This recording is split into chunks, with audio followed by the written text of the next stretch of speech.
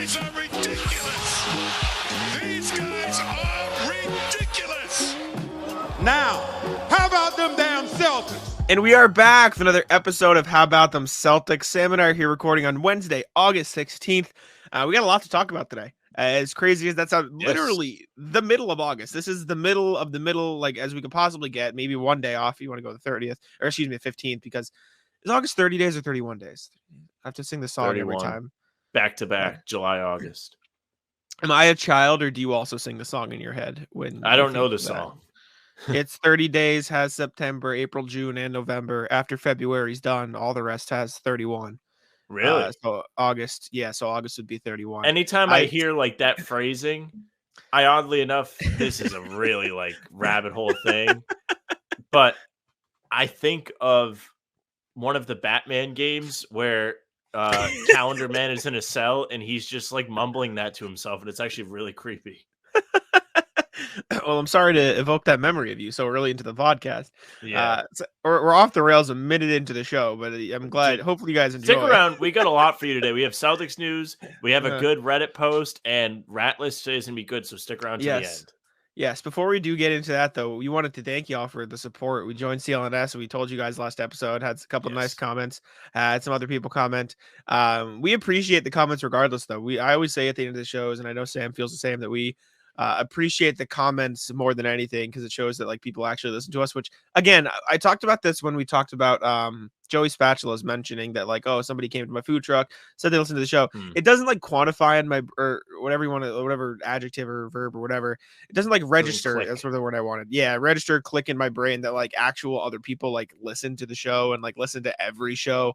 And that's just, I think that's cool. Like that's just it's cool to think about. Like we got a couple messages. Some were like, oh, you know, I don't know if they're worried that something was going to change. Nothing's going to change in terms of the podcast. The same episodes, the same daily uploads, everything is on our channel is going to be exactly the same. We're just also posting the podcast a day late. Making new friends. Yeah, exactly. We're also posting the podcast a day late over on the CLNS channel, who have always the best is the two guys that just show up in the comments to fight each other. Yeah, that's slowly become my favorite thing. I can't lie to both of you. Peter Griffin and the chicken rivalry. Yes, they just like argue with each other back and forth for like 20 comments. We're like, wow, amazing. A lot of interaction. It's just two guys fighting. So shout out to you guys. Keep watching. Yeah, we appreciate you both. Thank you all for stopping by. But let's get into the Celtics news we have today. We'll start with Kristaps Porzingis because including this one, 3 of our last 4 shows are going to be headlined by Kristaps Porzingis injury title, and the first one was Kristaps Porzingis is hurt. The second one was psych, Kristaps Porzingis isn't hurt, and this new one is okay. Wait, he's actually hurt this time, guys. I promise. So yeah, Kristaps Porzingis is actually hurt. He has plantar fasciitis. The original report came from, I can't find it. It was just funny to me because it was Basketball Deutschland or something like that. Rupert Fabig. Yep. He had it. And everyone was like, oh, this reporting. Then Latvia was like, no. And everyone was like, oh, this guy's a liar. And then he's like, oh, wait, he was actually kind of right. But Porzingis has plantar fasciitis. He announced it on a tweet. This is a Twitter translated tweet. So if the phrasing incorrect, we're just getting what everybody else had. It is difficult. I feel very responsible to myself and the supporters of the Latvian national team, but a decision has been made that I will not play in the World Cup, Porzingis said in a tweet. After several weeks of recovery and an MRI examination, the plantar fasciitis in my foot still prevents me from being on the field in full readiness. This is a joint decision that has been made both by the medical and coaching staff of the national team as well as the Celtics team, with the advice and opinion that is now necessary to continue the recovery process. Such a decision is not easy to make, but I promise that I will be there and support the team as much as I can. And then the Celtics tweeted out, Kristaps Porzingis has been diagnosed with plantar fasciitis in his right foot. He will engage in a 4 to 6 week rehab program and is expected to be cleared for the start of training camp. So Kristaps Porzingis is actually hurt. That is the update we have for you guys. Yep. Let's talk about it. That one guy in our comments that comes every time and is like, hey, he sucks and he's going to be injury prone is looking real good right now. The guys in the CLNS comments from the last pod are not looking good, because the one guy was like mad. He's like, you guys clickbaited saying Porzingis was hurt. Well, unfortunately, we were kind of right, even though it wasn't our report. It was just just sharing the news that was out there. But this isn't the best start to the Tingus Pingus era in Boston. It's kind of frustrating because the whole hang up in the trade to get him here was the Clippers being unsatisfied with Malcolm Brogdon's physicals. Yeah. And the Celtics took on a guy. I can't imagine that this plantar fasciitis is a, hey, I got this in July thing. He was probably dealing with this before he got traded to the Celtics. And yet they went through with the trade. They gave up Smart, who was a key contributor to the team last year. Of course, Wick came out and was like, hey, we said we had to change something. So sorry. Yeah. But it's not really what you want when you have such a seismic shift in your roster and you're bringing in a new pillar to build on. And one of his pillars is fucked up. It's not what you want. And a foot injury for a 7'3" guy, not to be messed with. Now, I wrote about this for Celtics blog just as the newser, and I quickly did a Google. I was like, all right, let's see. Like, I know players in the NBA deal with this. Like, it's a thing. I was just curious, is it a thing that's going to hinder you for your whole career?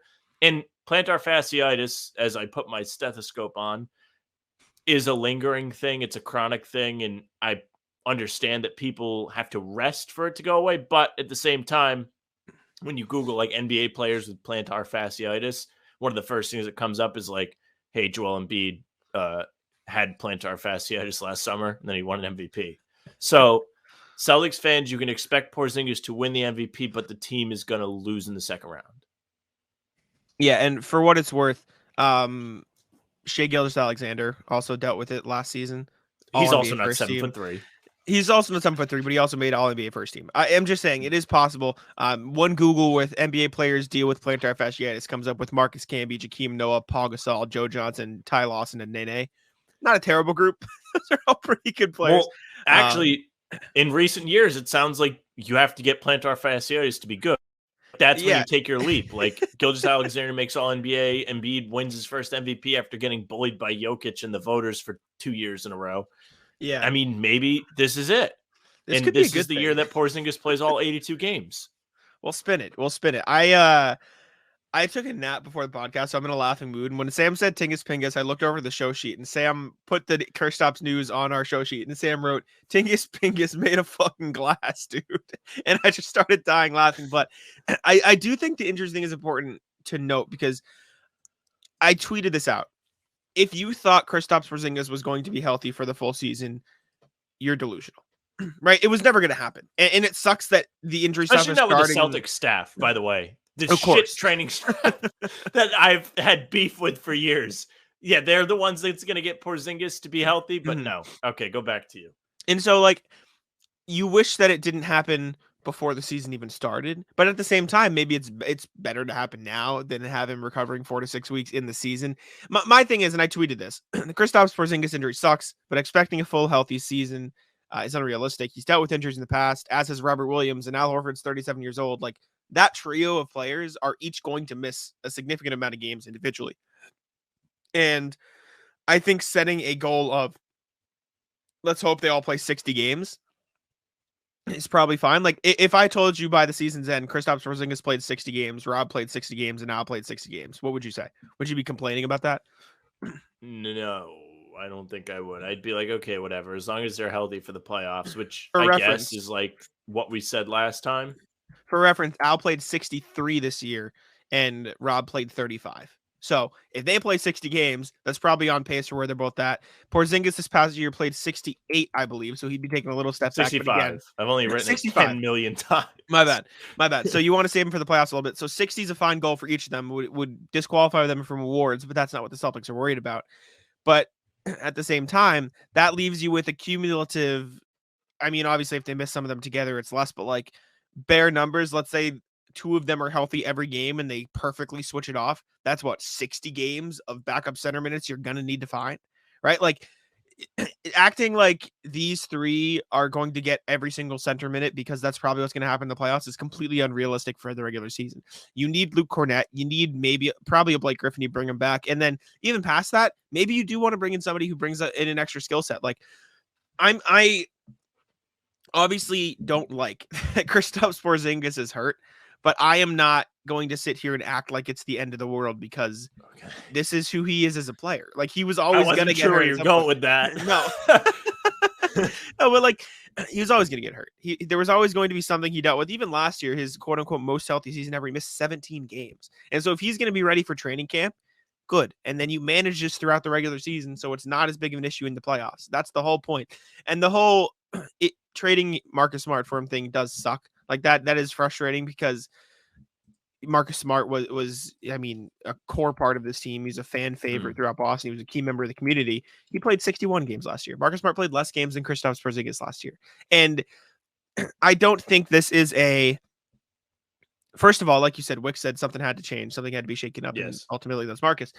I just think the ceiling of the team is better now with the way the Celtics have rounded out the roster. And I think that's the important part. And saying, oh, they traded Porzingis for an injury, they traded Smart for an injury-prone big man. That's dangerous. Like, spoiler alert, if Kristaps Porzingis wasn't injury-prone, then the Celtics probably wouldn't have gotten him and, wait for it, 2 first-round picks for Marcus Smart, right? Like, they probably wouldn't have been able to get that deal done, right? You're not trading for a perfectly healthy 20-8 guy and also getting 2 first-round picks for Marcus Smart. And I love Marcus Smart, but, like, that's crazy value, and the reason why is probably because he's an injury risk. That's an asterisk, but that's a risk you have to take if you want to win a championship. And I saw somebody tweet this on Twitter, and it said, yeah, it stinks, but like if Brad just kept running it back and running his head into the wall, then he would turn into Danny. And that was largely the biggest complaint with Danny Ainge, is that he refused to package some of these guys. And I'm not saying it had to be Marcus Smart, and the reason I'm saying it is because it literally wasn't supposed to be Marcus Smart. It was supposed to be Brogdon,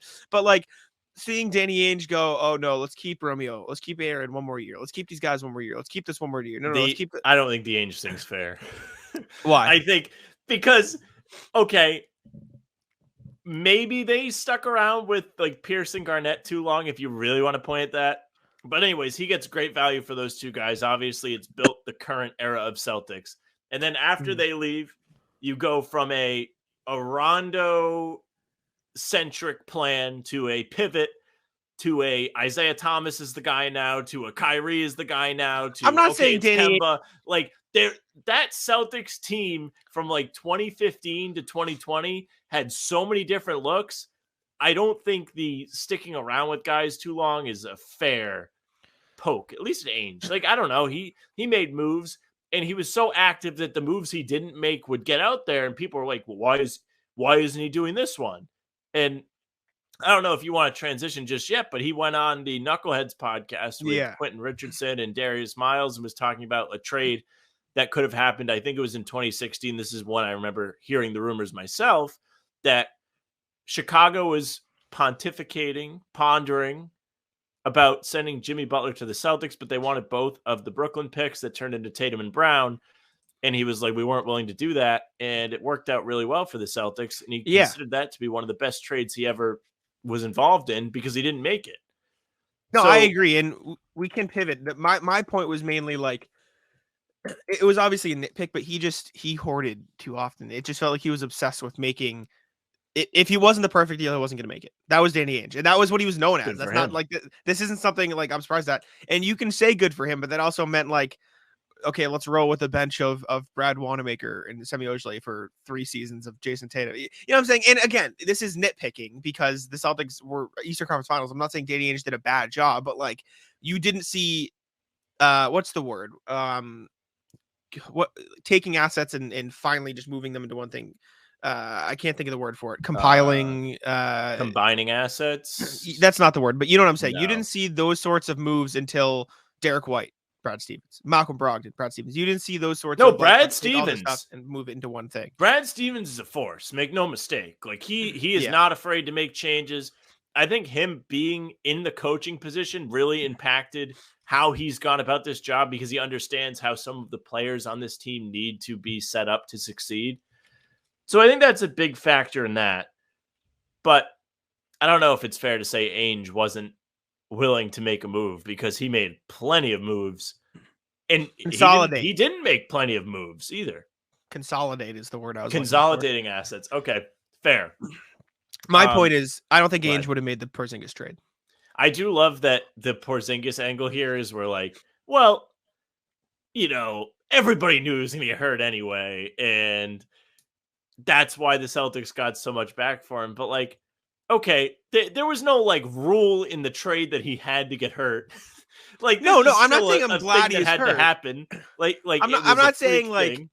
I was hoping for it. Like I just knew it was going to happen. Right? Like It the was odds part of the deal. Like everybody was in Yeah. agreement. They were like nodding. They were like, all right, fine. No. All right. I just assumed like there was no he wasn't going to play an 82 game season. He's just 15 minutes on the Porzingis injury. Good job. Yeah, we had stuff to do. Yeah, as Sam mentioned, Danny Ainge went on the Knuckleheads podcast with Quentin Richardson and Darius Miles, and he talked about a trade that didn't happen.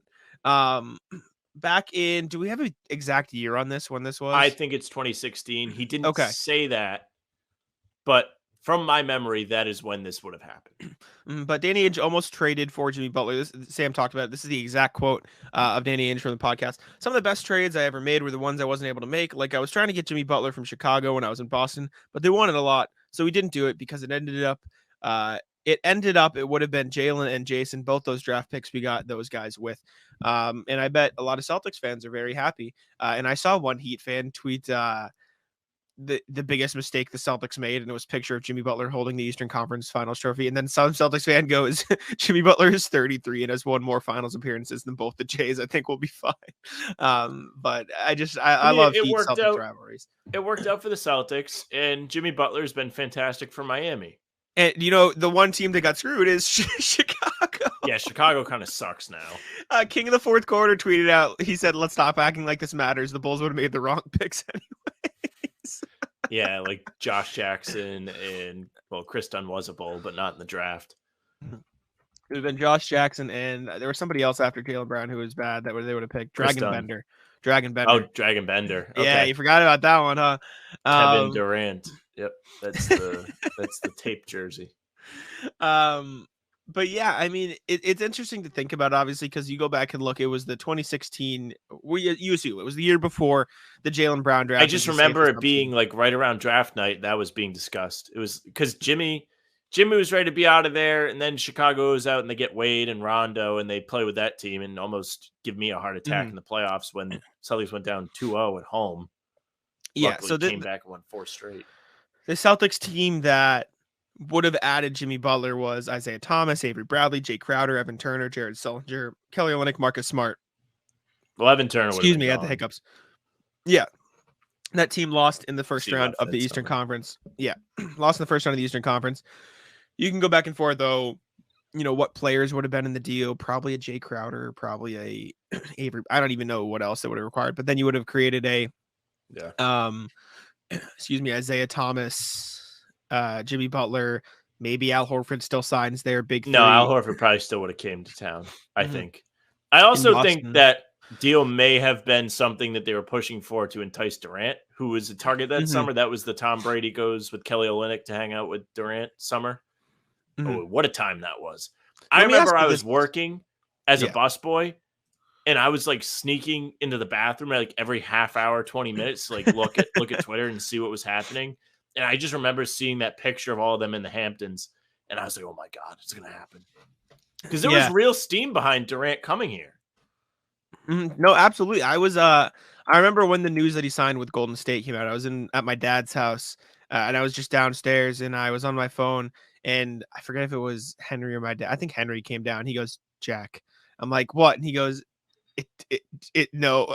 And he just had like this distraught look on his face. I'm like, where'd he sign? And I go, it's not Boston. He goes, mm-mm. I go, where else could it be? He goes, you don't want to know. It was Golden State, and it was just a disaster. Yeah, man. I mean, I'll ask you this. Obviously, Tatum Brown, like dub for Danny Ainge, right? Like just straight up, like those are two of the best wings in the league now. If the qualification was you sign Jimmy Butler and you get Kevin Durant, would you have made the move? Or are you fine? And that's impossible to ask because of how great the Celtics have been with Jason Tatum and Jaylen Brown. The obvious answer is no. But if you think about it, at the time, you're getting essentially the same thing, just earlier. Yes, Jaylen Brown's worse than Jimmy Butler now. Make no mistake. But you would be getting both of those guys, but at the time, with very similar skill sets. Yes. So I'd probably do it at the time. Yeah. Yeah, but in Did the hindsight, Celtics win a obviously, title with that's what I'm saying. Butler and Kevin Durant? Probably. Yeah, I would say And so. They probably they probably win the bubble at the very least. in that Well, timeline, Durant could have been Sam, gone by then, in fairness. in that timeline, though, Isaiah Thomas gets a ring. Marcus Smart gets a ring. All these guys get rings in Boston. Um, if it comes with the qualification that the Celtics also got Kevin Durant, I think it would be like maybe you got to like consider it, but it's impossible to say yes to that now, knowing what happened. And the best part of that to me is Chicago actually got like pretty good return for Jimmy Butler. Like I know it. Levine, Markkanen. I don't know what picks. I think they got Chris Dunn too. Chris Dunn. It was Levine, Markkanen, and Chris Dunn. And right now, that looks like, okay, they got nothing because Levine, well, not nothing. They got an all-star. Markkanen and Chris Dunn in Utah, by the way. Exactly. I know you don't like Zach LaVine, but getting an all-star back when you're trading an all-star, like that doesn't happen often, right? Like if you're trading an all-star caliber player, you're usually getting prospects. And if those prospects eventually turn into all-stars, you did a good job drafting, but you don't usually get a guy, a budding all-star in return for that. Like that's like, I'm trying to think of the equivalent. Trading for RJ Barrett in a trade right now and him blossoming into an all-star. That's the best equivalent I can think of. Like, and a lot of people would be impressed if that happened for RJ Barrett. And so the Bulls actually got a good return, just not exactly as good as Jaylen Brown and Jason Tatum. That Bulls team, by the way, they missed the playoffs. They went 42-40. It was Jimmy Butler leading the way with an old Pau Gasol, Derrick Rose, Nikola Mirotic, Doug McDermott, Taj Gibson on the team. Not a very good Bulls team. Could have used those draft picks. That would have been 16-17. I'm looking at 15-16. Why? What do you mean? I'm looking at the team. No, this Butler would have been ahead of the 16 draft. So it would have I know. I was looking at the team that this 16th year. I was looking at the same year that like, oh, this Celtics roster would have. Oh, like so when this would have.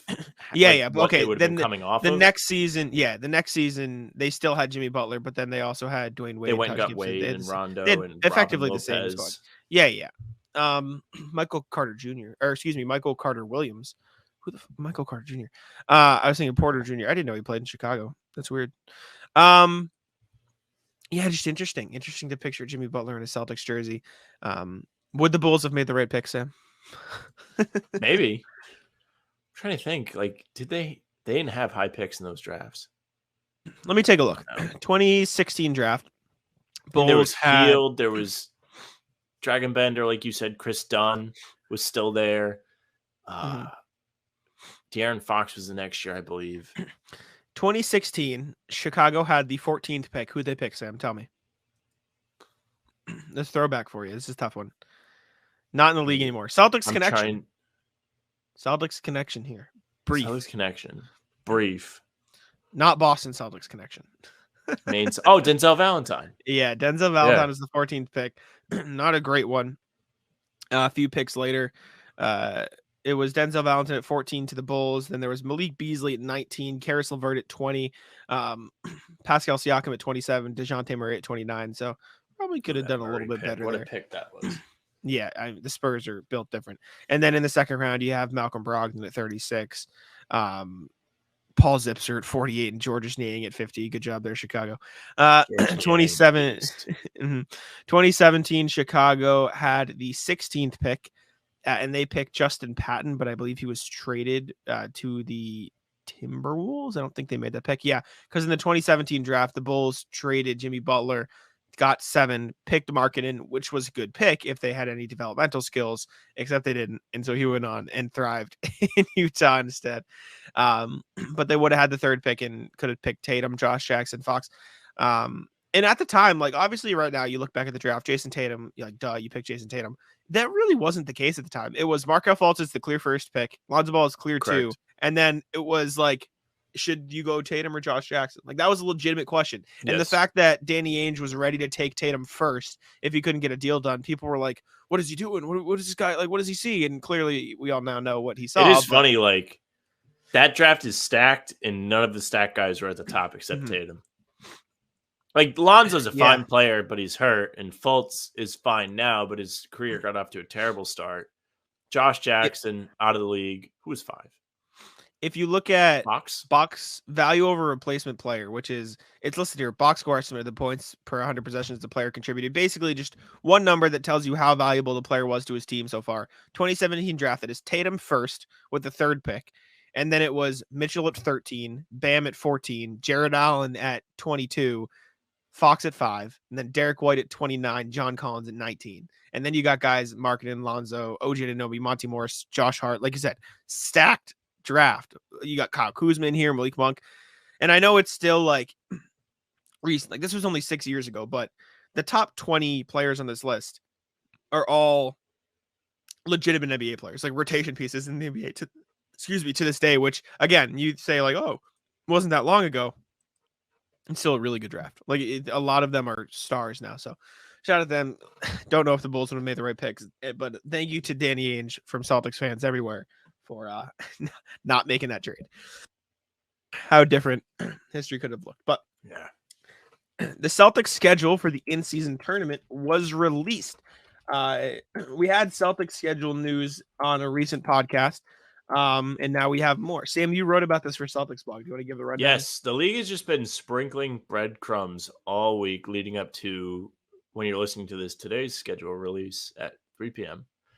In November, the Celtics will open their in-season tournament play on November 10th against the Brooklyn Nets. In their group, they've got Brooklyn, Toronto, Orlando, and Chicago. The next Friday, the 17th, they'll be at Toronto at 7:30. They will be another Friday at Orlando. Then Tuesday, the 28th, they'll host the Bulls. They'll play 4 games in the group total. Top team in the group advances, and then the next best team that does not win their group in the conference gets a wild card spot. And then there's an 8-team little knockout stage. But yes, I did write about this for Celtics blog. I'm going to try and open the damn link. There we go. Go ahead, computer. You got it.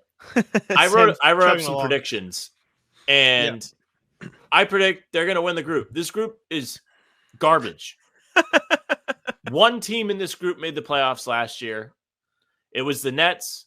It was the Nets who made the playoffs largely due to having Kevin Durant and Kyrie for half the season. Mm-hmm. Chicago, probably going to suck towards the bottom of the league, might be one of the worst teams that there is. Toronto, similar story. Brooklyn is not going to be as good as they were last year record-wise.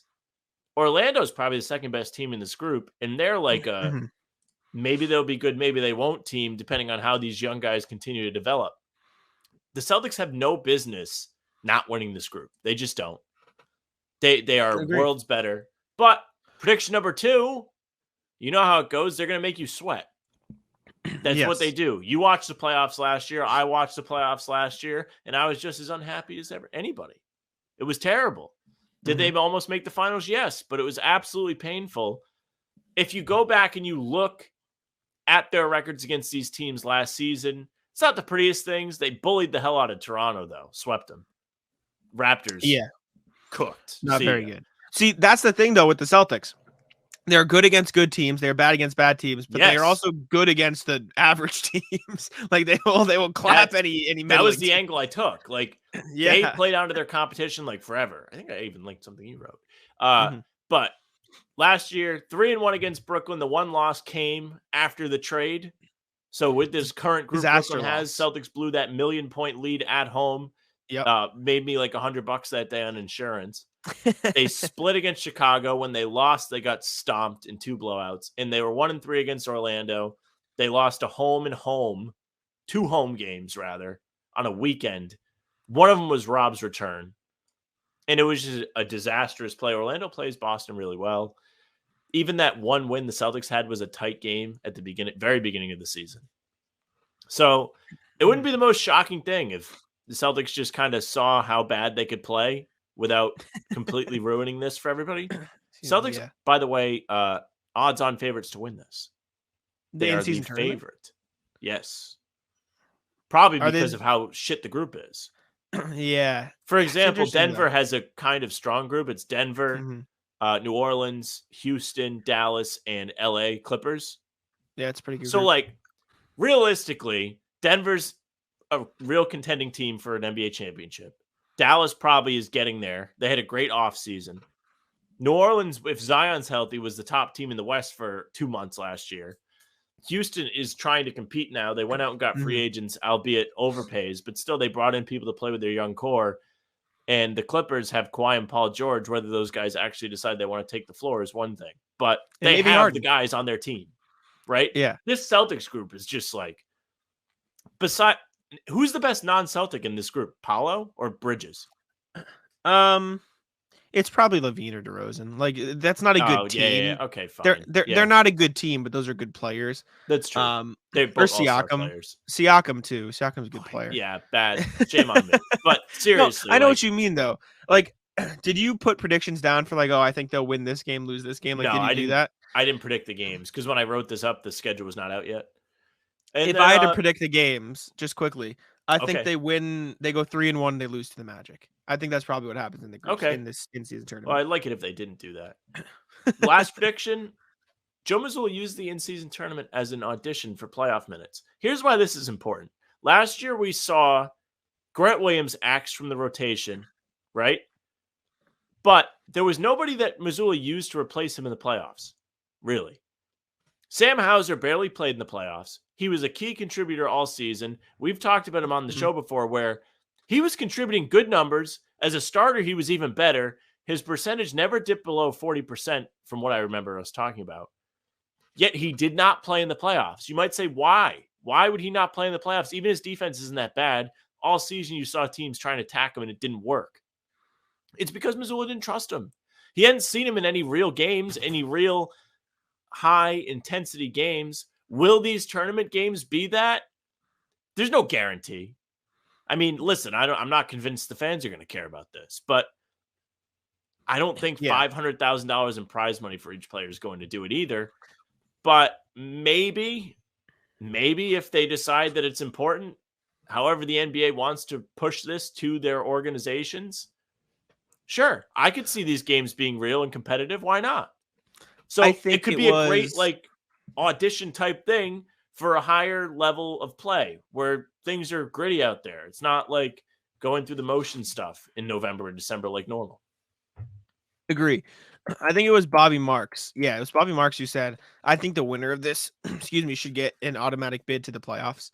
Like, I think that in-season tournament should get an automatic bid to the playoffs. And his thing was, it shouldn't be they get a certain seed. They should get a top 6 seed, but it's still by seeding. So if the Celtics are the 2 seed and they win the in-season tournament, they stay the 2 seed. But if the Pistons somehow manage to win the in-season tournament, they will just get the 6 seed and everything else changes accordingly.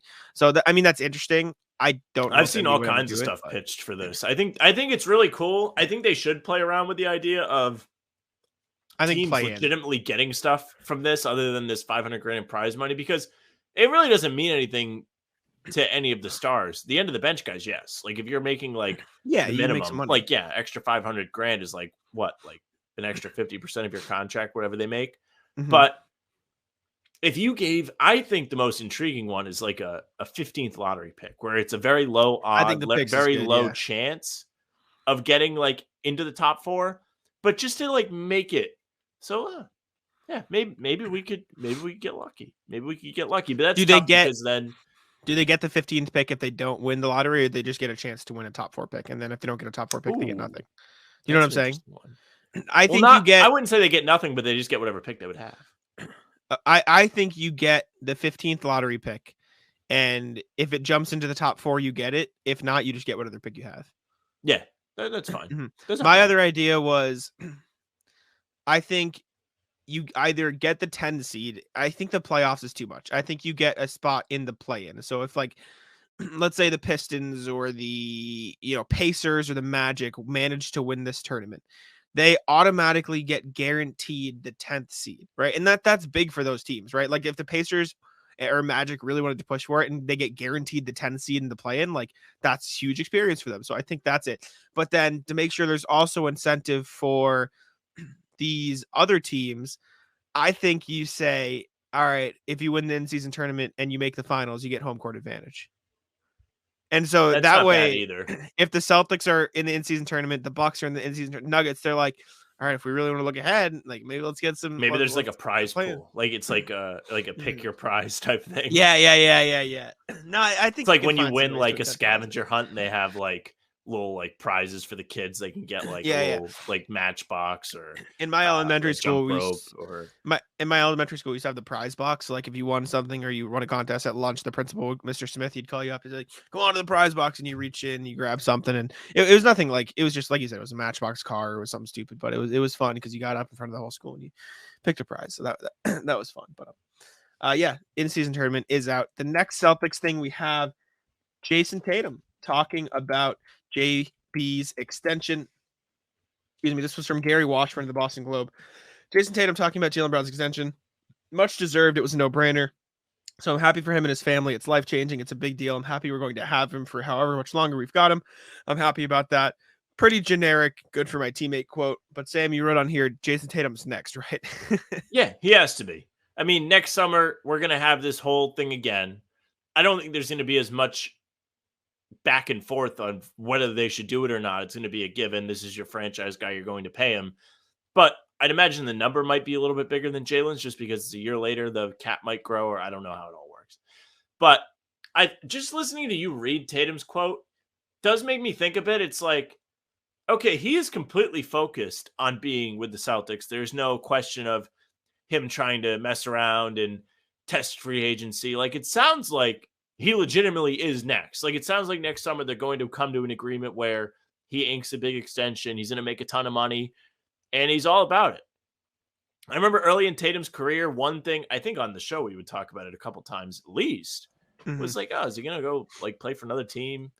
He grew up a Lakers fan. Like, people loved that narrative for a while. It's kind of died out ever since the Celtics have really taken the next step and become a powerhouse, except they just don't win titles. But yeah, I think this is kind of good for the future if you really want to read into it other than being generic. And the answer, yes, Tatum has to be next. There's no doubt about it. Where else are you going to spend the money? There's no alternative. And Tatum is the best candidate for the Supermax. Pretty easy. If you gave it to Brown, you can easily give it to Tatum. It's a no-brainer. Agreed. I mean, Celtics were never going to not pay Jason Tatum. It's just he is happy for Jaylen Brown to get paid. Now they're going to have both their guys on max contracts, which, again, let's not act like that's a new thing in the NBA. Like, a lot of teams have two guys on max contracts because they're their two best players. It is what it is, right? Like, that's how the NBA works. You want to keep your guys, you pay them money. The real interesting thing is the Derek White extension, I think, coming up, which we don't have to talk in depth about, but he's going to be eligible later this summer or closer to the season. Who cares? Pay him. I think that'll be important. Agreed. Seriously, you're at the point where, like, you're in this deep. Do it. Like, yes, I understand that the second apron is a motherfucker. Like, make no mistake. That thing is going to punish teams that overspend. You're going to have your draft pick drop to the end of the round. You're not going to be able to take back more money in trades. The whole nine. It's not great. Not ideal for teams that are trying to stay relevant, kind of. Yeah. But I don't know. Like, you're in this far. You can spend that money on Derek White. If you don't pay Derek White, you can't really spend it anywhere else. No. Right? No, you're right. 25 mil. That's what I'm looking at for Derek White. Hopefully they can get it done. That's what I'll be looking for. Marcus Smart was working out in Memphis Grizzlies gear. Sam, you put this on here. I assume you're not too happy. It wasn't a great sight for you. It ruined your day. Yeah, well, I saw it today after we learned like Porzingis is going to be out. I guess not out, but like he's dealing with an injury. We learned that the report was in fact true. And then you see pictures of Smart working out in Grizzlies gear, and you're just like the Wolverine meme of him looking at the photo of whatever he's longing for. So yeah, putting it up on the screen for those watching on YouTube. Yeah, Smart working out his Grizzlies gear. Later today, get to figure out when he's coming back to the Garden. We do. We will know. Number one on my power rankings on Celtics blog. Go read it. Yeah, that's gonna be a big game. You go read it when it's out. That's gonna be a big it'll be game out this app. When the schedule's out, it'll be out. But spoiler alert: power ranking number one game of the season. There we go. Big time. Above Celtics Lakers on Christmas, Sam. You put Smart return above Christmas against Lakers? You only get returns every once in a while. Seriously, like you only get like big time returns. Like I'd imagine these tickets plus Celtics Lakers not a home. Home games trump away games. Like if that game was not on Christmas, the home Celtics Lakers game would be the better game. Is that your list though? It made your list though. Christmas against Lakers. Yes, on the Okay. list. Good. Just checking. Anyways, last Celtics thing we have for the day is an email. Actually, we got from a listener, Mailbag. RJ Johnson, who I have seen in the comments, I believe before, emailed us, and Sam checks the email. I rarely check the email. But I get all of them. if you'd like to email us, you can. It's just hbtcpod at gmail.com. I can put it on the screen right now because I'm going to pull up the actual email, and so you guys can see it.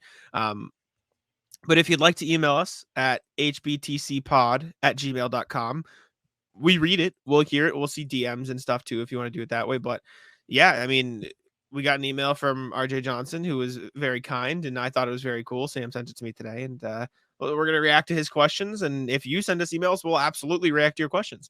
This is something. It's August. We need help, people. So if you want to ask us stuff, go ahead. Send us emails.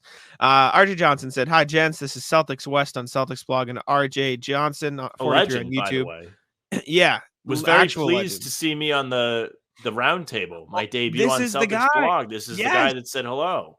But yeah, RJ Johnson, 50-year-long Celtics fan, almost, and I'm really enjoying your podcast. Old-fashioned, I like email over DMs, chat, etc. Send us emails, please, if you're listening to the podcast and you'd rather send us an email, hbtcpod at gmail.com. We'll look at them, definitely.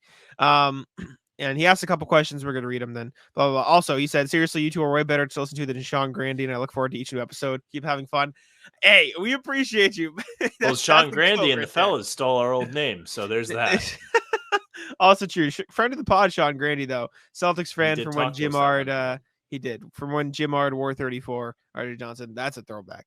But let's go over the questions. Let's say Blake decides not to return to the Celtics this year. Do you think Luke Kornet can provide quality minutes filling in for Rob, Al, KP over the course of the season? We kind of talked about this a little earlier. I'm of the mind they should probably get another big man who does something a little different to Luke Kornet. I had this conversation with Bobby Manning on Twitter today. Luke Kornet's a fine defender. He's a fine straight up guy. He can block some shots. He can play straight up defense in the post. Maybe you bring in somebody with a little bit more athleticism, like a Fareed or a Bismack Biyombo, or somebody who can shoot a little bit, like a Christian Wood or a JaMychal Green. Fareed. I like Fareed, but I think you should get another big man. If that's Blake, it's fine. But even then, like I would be fine if they want to get another big who can do a little bit of stuff. Because I really don't see many other holes on this roster unless you want to get a guard instead. And at that point, it's picking at straws. But I'd like to see them bring in another big, and I hope it's Blake. But if not, I do think that's something the Celtics should get as like an insurance thing for the end of the bench. Yeah. I think personally, Kornet did a fine job last season when he was called upon. He did have moments where you're like, he was what good. is this guy doing? He appeared in 71 games last year? 69. Nice. 69 games. Okay. Yeah. I should remember that. But he was really serviceable in all of his games. He kind of beat out Vonleh at the beginning of the year for that, like, helping big guy in the rotation thing. And then they cut Vonleh or traded him. And then he got cut by the Spurs. So I personally am not fearful of a world where Kornet has to fill time for the Celtics, more fearful of why he's actually having to fill that time. But I think he was fine last year. I think he earned a spot. They technically haven't re-signed him yet, right? Oh, yes. No. He's on the roster. He's on the roster. He was on a non-guaranteed contract, but he's on the roster. Yes. So okay. Kornet is there. I think Kornet would be good, but maybe grab an extra guy. But my pick, if not him, Fareed. Fareed rules. Go watch the video. Fareed. Watch the Fareed highlights. He's a dog in the G League right now. He looks like prime Kenneth Fareed. It's like, what's wrong with this? Why is nobody signing him? This guy rules. His highlights are fantastic. January 24th, Fareed said, I'm ready, I'm focused, I'm locked in, trying to make a return to the NBA. So, hey, man, hopefully he can get there. I'd love to see him in the NBA. He deserves another chance. Hopefully we'll promote him enough. To us, maybe we ask Kenneth Fareed. Next question from RJ here. Which current Celtics player is best suited to fill Marcus's role of reminding Jason and Jalen that they can't just walk onto the court and expect victory? I think D. White has earned respect with his game, but do you think he feels the personal style to fill that role, albeit in a different style? I think if this Jays still need that reminding, then there's a bigger issue. And I'm not saying they didn't in years past, because they did. But if there was ever a time for them to finally figure it out and not be that way, it is now that Marcus Smart's gone. And maybe that's what gets them snapped into place. Yeah, I don't have no choice. But my answer is Al Horford too. I assume that's what you're going to say. But my answer is Sam Cassell. Kind of to get into the next question too. I think that's part of the reason they brought him onto the coaching staff. Make no mistake, like he's got plenty of experience, was with Doc for years, on the assistant staff, was in Philly last year as part of that staff. But he's a former player. Guys in the league respect former players a lot, especially somebody like Cassell that was a part of a couple of winning teams. So I wouldn't be shocked if he's the one that has to set them straight every once in a while. Mm-hmm. I could see them respecting him. And I don't necessarily think there's going to be another guy on the team that's going to do that. Maybe Al Horford. I think Cassell is the man to say, get your head out of your ass, buddy. I hope so. I hope that's what they brought him in for. I mean, Charles Lee's there too. He's another well-respected assistant. They do have guys on the roster that should be able to. Maybe it's Phil Pressey. We don't know. It's another former NBA player on the roster. LeBron The Celtics beefed up. He did. He did kind of. And then the last question, RJ, or second to last, I guess, hit us with: Do you two have any more intel on what roles members of Coach Mazzulla's staff will have both in game and on the player development front? One, no, we're not that in tune. I wish we were. That'd be pretty cool. But if I had to guess, it's Charles Lee is the lead assistant. That is his role. He is the top assistant on the team. I assume Sam Cassell helps in the role of, I am a former NBA player. Let me do a little bit of what Damon Stoudemire did, where he's helping the guys. He's given that perspective. Phil Pressey will also probably do that a little bit.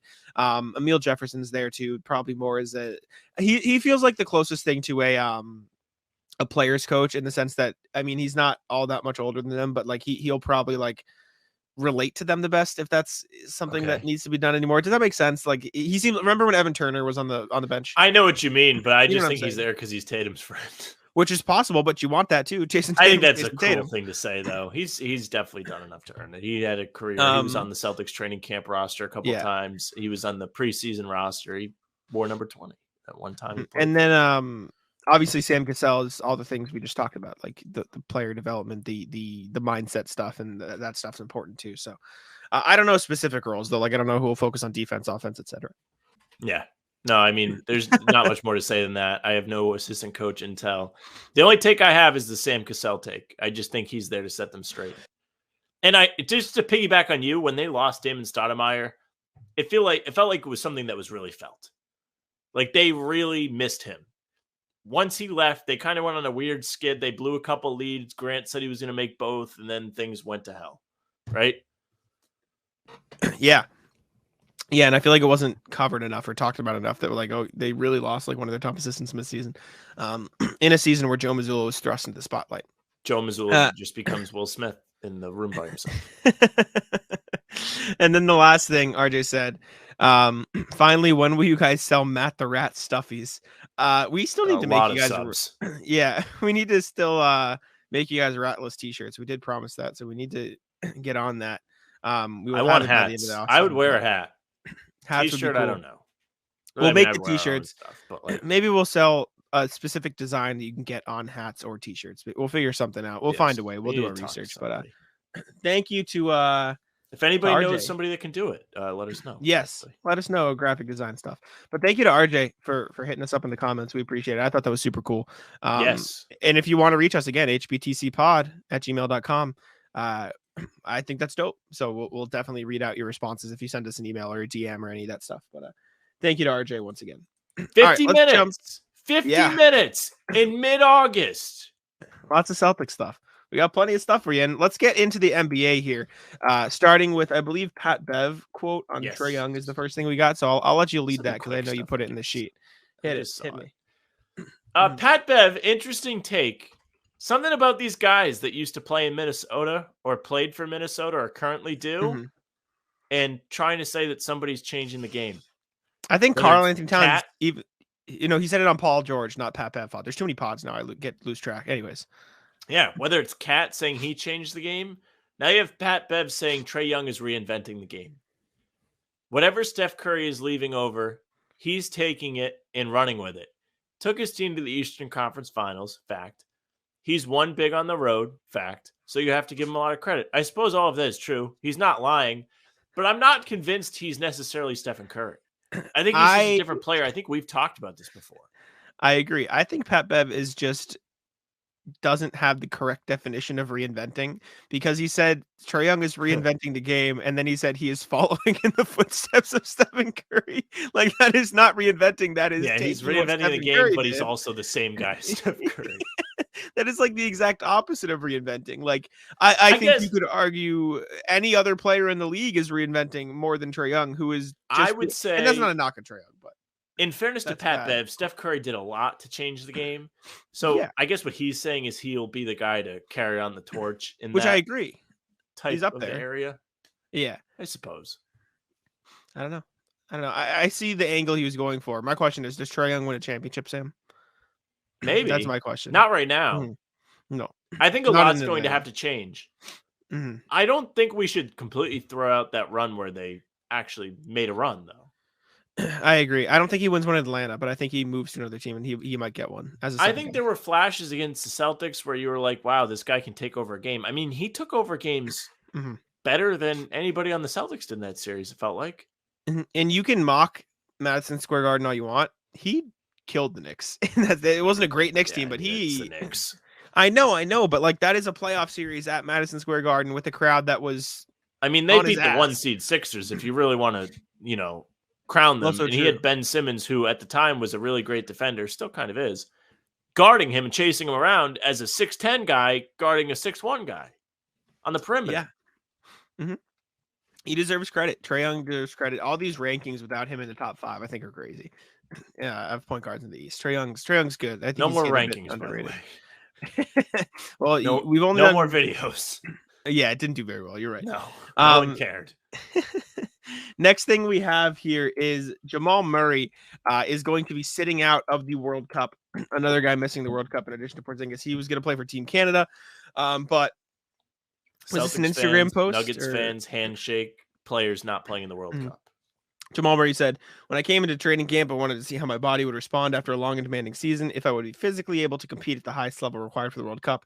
In consultation with medical staff and the team, it is clear that the additional recovery is required, and I have made the difficult decision not to participate in the tournament. It's still a dream of mine to represent Canada at the Olympics, and I will support the team every step of the way as they pursue this goal." Sam added some context here. Thank you, Sam. Missed the entire 21-22 season with an ACL tear, played 85 total games in 22-23, including the playoffs. Excellent in the postseason, averaging 26, 7, and 5.5 assists. Good playoff run for Jamal Murray. 7.5 is 7 rebounds. Sorry, 7 assists. Seven assists, 5 rebounds. Incredible in the postseason. Won a title, obviously. Get your rest. I mean, Jokic is chilling, watching some horses, and he's literally all of Team Serbia. I think Jamal Murray can set out with Shai Gilgeous-Alexander carrying the torch. It's true. So that's my take there. I think it would have been kind of interesting if he did get to play. Do I think Nuggets fans should be concerned with this? Probably not. I think the wording's a bit weird.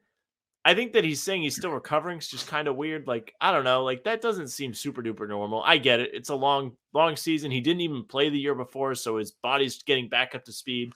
And he clearly wasn't slowing down because he did play so well in the playoffs. But I just do wonder, like, what's going on? This reads, "I'm tired. Let me rest." That's what I'm reading. I guess. I wouldn't read too much Sure. more into it, but maybe. I guess we'll have to see. I don't know. All right. You want to do Sam's Reddit post of the day? Sam? Yes. Hit me with what I you really got. enjoy these. This is slowly becoming my favorite part because I don't know anything about it, so I get to live react. Yes. So this is from user 2021 Dark Moss 3S's XP. He posts on the NBA subreddit, or she. What is your quote unquote, "there is nothing you can say to me that would ever change my opinion," NBA opinion? And the context would be, this goes beyond unpopular, beyond bold, beyond controversial, an opinion that, irrespective of its merits, if God himself came down and said otherwise, you wouldn't change your opinion if you believe in God. Some people don't. An opinion you hold so firmly that even if the person or team that opinion was about said otherwise, you still wouldn't change it. Man, that's a tough question to think about. I don't. The top comment is somebody with a Pistons tag that says, "This is our year." I saw that. Yes. I'm trying to not look at the comments first so I can think of one. I don't know. Like, one of my hottest takes I've said on the pod was, if you put Ben Simmons in Giannis's shoes on the Bucks, he would have won an MVP. And I think I've said this multiple times on here. My my context is Ben Simmons was good at everything except shooting. He was great, like peak Ben Simmons, great at driving to the hoop, could score, great playmaker, probably a better playmaker than Giannis. So if you put him on that Bucks team with Drew shooting the ball, Chris shooting the ball, Brooke shooting the ball, and then Connaughton and whatever guy you want to like shooters around him, and not pair him with literally one of maybe two players in the league who has to be in the paint, which is the one thing Ben Simmons shouldn't be playing with. I think he would have been an all-NBA player every year and probably would have won an MVP. If you put him in the exact situation Giannis was in. I genuinely think Ben Simmons could have won an MVP. I think your argument is good, but I just don't think the mindset was there. I just think even in Philly, like there were times where they were set up to be so good. I mean, they had that team with him, Redick, Jimmy, Tobias Harris, and Embiid. They didn't make it past that Kawhi Raptors team. So obviously they were the title team. Nobody I agree. made it past them. I agree right? They were good, but that's effectively JJ Redick and 4 non-shooters trying to win a championship. Well, Harris can shoot. Well, if he's your second best shooter, then that's probably not a great. It's not perfect. More spacing lineup. No, it's not perfect. But I just don't think like he's mentally weak. Like you just see like asked out of Philadelphia after things didn't go well, hasn't really played for Brooklyn. Like went on the Redick pod last year and was like, poor me, and didn't do hasn't really like done anything to just get himself back out there. I don't know if I really believe in that. I'm not saying your take is outrageous. It makes sense. But I just think Ben Simmons is just like a weird character where it's just not going to work. Mine is that Zach LaVine sucks. I don't think he's a winning player. I don't think that his stats are positive. I don't care how many points he averages. I don't think you're putting him on it. And, it could happen. Putting him on a team that's going to be really successful. It just doesn't feel that way. It feels like Chicago has done everything they can to build a successful team around him. Make no mistake. It hasn't all worked out perfectly. Vucevic, kind of an old school player, needs the ball down low. DeRozan, old school, needs the ball in the mid-range. Like there's a lot of issues with the current core. When they had Lonzo healthy, they were very good. They were towards the top of the conference. So in fairness to him in that respect, but it's just one of those things. Like, I don't know. It hasn't been proven wrong yet. So I'm going to stand on it that I'm just not impressed with him. I'm not. Where did this hate for Zach LaVine start? Like, I don't even understand where it came I don't even from. remember. I just think people started comparing him to like Jaylen Brown. And I was like, this is ridiculous. The guy's never even like been competitive in the playoffs. Like, he's never played in those tough games. And I mean, they had that one series against Milwaukee where they took a game off him. I think the game they won, he didn't play in. All right. Jaylen Brown is better than Zach LaVine. Obviously the defense. I think I just got sick of seeing those posts and I was like, what are we doing? Like this isn't even close. I think I agree. Jaylen Brown's a better player. If you put Zach LaVine in the position Jaylen Brown's been put in, like, of course he would have won more. It hasn't happened yet. All right. Like he's played like 4 playoff games. He's been in the league as long as Marcus. Are we really going to go back and look at the teams? I don't want this to turn into me defending Zach LaVine because that's what it always turns into. But are we really going to compare the teams Jaylen Brown has had to the teams Zach LaVine has had? No, like Jaylen Brown has been undoubtedly set up for success. Make no mistake. But LaVine should have more than 4 playoff games played in 9 seasons if he's legitimately like a positive impact player. You think if Jaylen Brown was on the same team Zach LaVine was on, they would have been to the playoffs more? Maybe. You really can't say.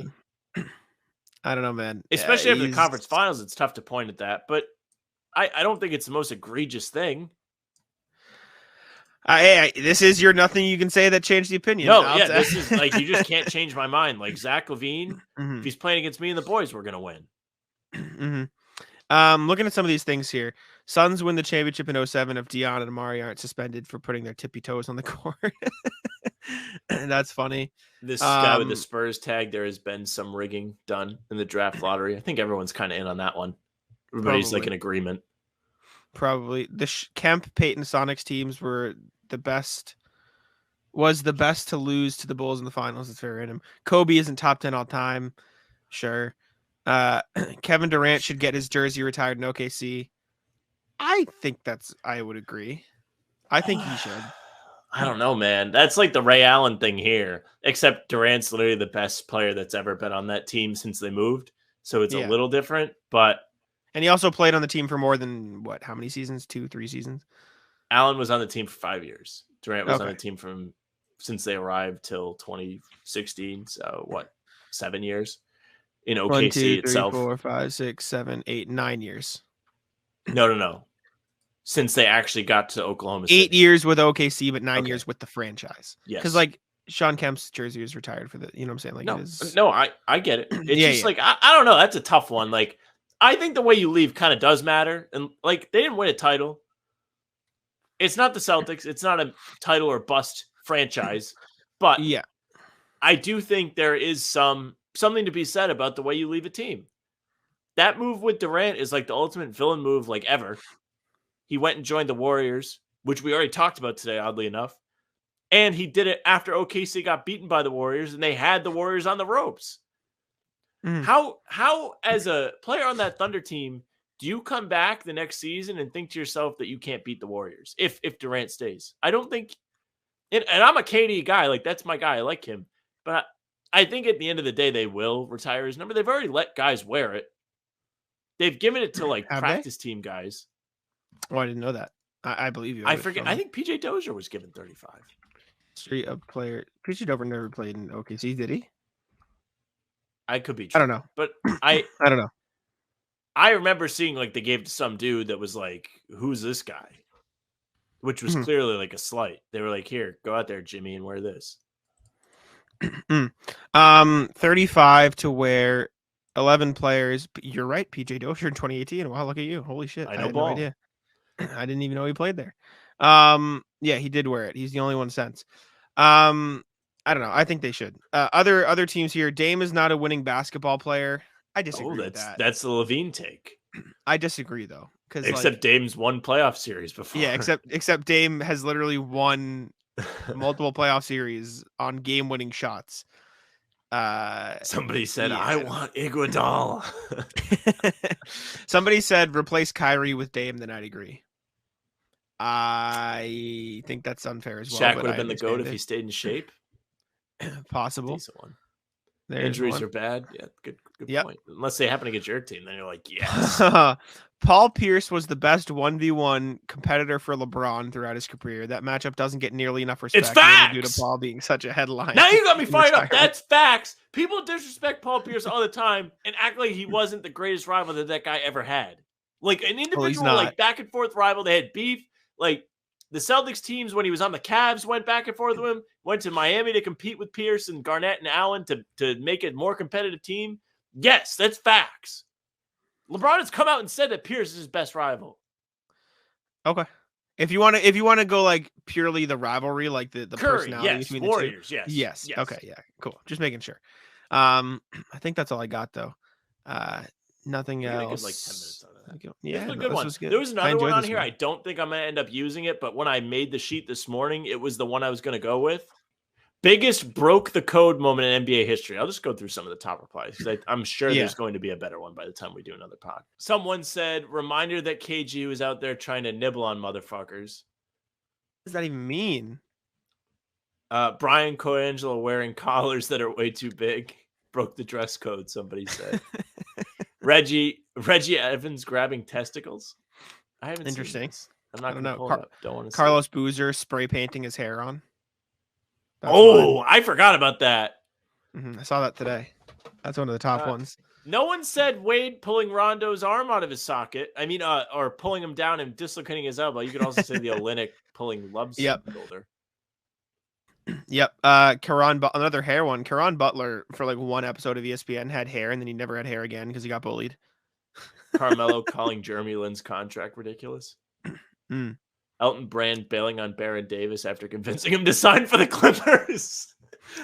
That's brutal. Oh, wait, say that one again. Terrible. Say it again. I was not aware of this before I read this comment, but it makes sense. Like Elton Brand recruited Baron Davis to go play for the Clippers and then dipped and went and played for Philly. That is funny. God his ass. Funny. Yeah, we don't have to spend too much time on that. But there's going to be. I like the Reddit post. I think it's good. I enjoy it. The last one on the nothing can change. Also, let us know. Yeah, let us know if you have and the other one. Yeah. The I think last you one I won't back saw down on the No Back Down was Steve Nash is better than Steph Curry, and I was like, I don't know about that one. Also, Steph Curry went on a podcast and said if he could give out rings to anybody, he'd give them to Steve Nash and Reggie Miller. That's just another thing I remember off the dome. But all right, let's get into the rat list here. Snub Chuck. Yeah, he specifically said I would not choose Chuck actually on the show. No. He said I would not give one to Chuck. Man. Okay, Chuck. let's do rat list, Sam. You want to kick us off here? We got a heater of rat list today. I have major beef. You want me to Do fix the background? Run it. I'll put it on. You talk. I'll put Matt the Rat on the screen. I got it. Major beef. Rat list, the state of Rhode Island. This has been an ongoing thing for. Is this construction? No. Oh, okay. This has been an ongoing thing for the last like almost 2 months now. So I've had this driving saga. It has finally come to a conclusion. But it has not come to a conclusion without hardship. I thought I may lose my license for a month. Didn't. Only had to pay a fine. Bless up. The 3 people ahead of me in court did everything they could to try and make the judge angry. So I go through court, pay my fine. Now, when you leave court, the guy's like, hey, you can't pay today. We have to process all of this. And, you pay online tomorrow. Fine. I pay. It's all taken care of. I come home on Sunday to receive a letter that was received by us on Saturday that says, notice of license suspension, reason not appearing in court / paying fine, active September 25th. So I go to call the state offices for the DMV on Monday.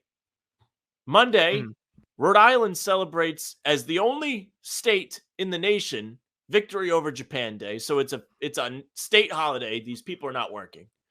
Right. I didn't realize this until like 10 calls to the DMV in. And then I was like, oh yeah, okay, everybody's off today. So I called them yesterday. And I'm like, hey, I showed up in court. Why did I receive this notice? And they're like, oh no, you're good. Everybody that appears in court gets one of these. And I was like, what? I was like, so you must get calls like this all the time. They were like, yeah. I was like, why do you send out notices that people's licenses are going to get suspended? Did you ask them this? Yes. And they were like, well, it's just kind of a reminder. Like, it's meant to be a reminder. It's like, then say reminder, pay your fine, or you will get your license suspended. Don't say, hey, your license is suspended because you didn't pay a fine when you did. I was anxious for like 3 days over that. I was going to rat list it last time, but I wasn't sure. I didn't want to jinx it. They were like, no, you're good. I was like, can you check? And they like checked. They were like, yeah, case closed. Also, that's so weird. And they automatically get sent out. So why would you send that out the day of? Like, they don't even give you a chance to pay. It's automatically sent. Like, there should be like a 5-day grace period where you don't get like mentally bullied by the state. Yeah, like the state doesn't like put you at gunpoint and be like, hey, I know you paid, but just reminder pay. Terrible. Yeah, that's horrendous. That doesn't even. Dude, I like went into shock for 90 seconds on Sunday because I thought like they went to the monitor and like doubled back on the decision to just fine me. Mind you, I was just texting and driving, but like I'm an anxious person, so things build up. No. I didn't do anything. If you didn't hear the last pod, I agree. I'm gonna rat list moving my sister Grace into school. She is an RA. An activity. So she moved in early, right? Yes. Now, I'm going to rat list Emmanuel College. I'll name drop it. Don't care. If you go to Emmanuel, your school sucks. We get there, right? First off, left at 9:30. Traffic, getting to Boston, bad. Not fun. This is a whole day of rat list. I'm going to start from the top. Okay. Get in the car. Already not looking forward to it because we leave like 30 minutes late because my mom gets a phone call that she has to answer. So my sister and they are just waiting by the door, right? Rat list, having to wait 30 minutes, getting out the door. Extended the day, was not happy. And I already woke up early and I didn't sleep well last night. Get on the road, 2 minutes in. I call my mom, like, hey, just to let you, because I don't know like the route perfectly. I'm an anxious driver. I have road rage. I don't like driving into the city. I take the T to avoid it. We've talked about this. 2 minutes in the drive, call my mom. We're going here, right? And she goes, yeah, just follow me. I'm like, okay, fine, that works. Look down, don't have gas. Have to stop at the gas station. Pissed. Whatever. Not the best. Little reroute. Get to the gas station. when I tell you that every FedEx truck in the county of Bristol County decided to be at that one exact gas station at that time, there were literally 5 FedEx trucks in the gas station parking lot, along with 2 gas tankers. I wonder if that's a diesel fuel thing, because I was driving this weekend and I passed a gas station and the diesel price was all zeros. So they were definitely out of diesel. So I wonder if that was like the gas station that had it. Like that's the only one with diesel. Like they have a monopoly on diesel fuel. It was a 24-hour Cumby, so they probably got some diesel. But I was mad. Got in the parking lot, just amazed getting around these people. And then the trucks are so big that my mom and I were trying to go out the exit, and another car was coming, and they had to like screech on the brakes and let us go because they weren't fucking paying attention either. So ratless that, get on the highway, it's fine. Traffic inbound was annoying because I was trying to follow my mom, and cars kept cutting in between us. So I was getting frustrated. Whatever. Finally get there. We go past these like cones to get to a certain area. The campus police comes up and say, just like, he was very nice. He was just like, you're supposed to be here, right? Like, what are we doing? I'm like, yeah, we're allowed to be here. We're just moving stuff in. So I was already irritated, right? You know how when you move into school, I know you were a commuter, but you move into school, they have these like these bins for you to wheel around, right? You can wheel your stuff. They have. I don't know, but I would imagine that is a thing. Yeah, they have these big bins they can wheel. Yeah, not for RAs. That's for when the students move in. So we got no bins. There was nothing. There was nothing to help us. You think the RAs would get more respect? You'd think Even though I'm pretty sure they do get like free housing. Is that true? It's a percentage, and then the second year they get free housing. Spot, but no. Yeah. True thing. No, yeah, that's standard. Or it's very cheap the first year, and then 100% off like every second, third, or fourth year you do it. She's gonna do it for this year and then next year because she's going into her junior year right now. So we get there.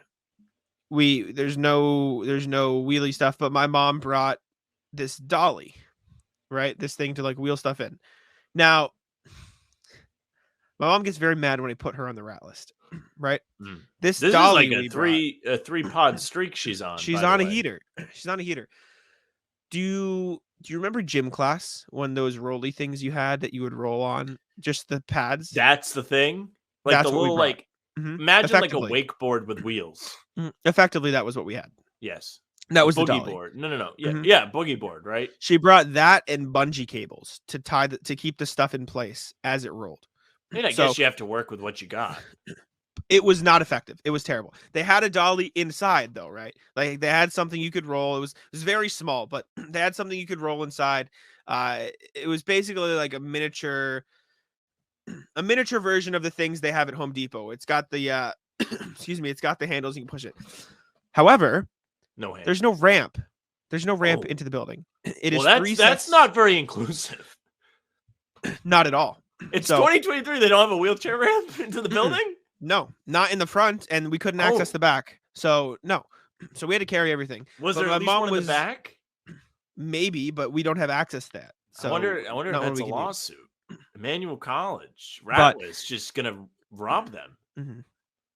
We start carrying stuff in. We get the first setup in, then we're like, okay, let's start using the dolly. My mom was hell-bent on using this dolly. And we weren't parked directly in front of the building, so we could just carry stuff, get it inside, put it on the dolly inside. There was like, I'm trying to think like how far it was. It was like a 100, 200 foot walk, which isn't long, right? It wasn't like we were walking across the campus, but it was just long enough where using the dolly is useless, but it's annoying to have to carry it that distance. Do you know what I'm saying? Yeah. And also because there was construction on campus, and so there was a giant hose running across the sidewalk. So you'd have to lift the dolly over it every time to use the dolly and go across the sidewalks and a sewer grate in between the two sidewalks where they split up. And so my mom was just starting piling stuff on this dolly, and I'm like, Mom, this isn't working. She's like, I'm going to use it. And so I just started picking stuff off the dolly and carrying it myself. And then she got really mad and put the dolly away.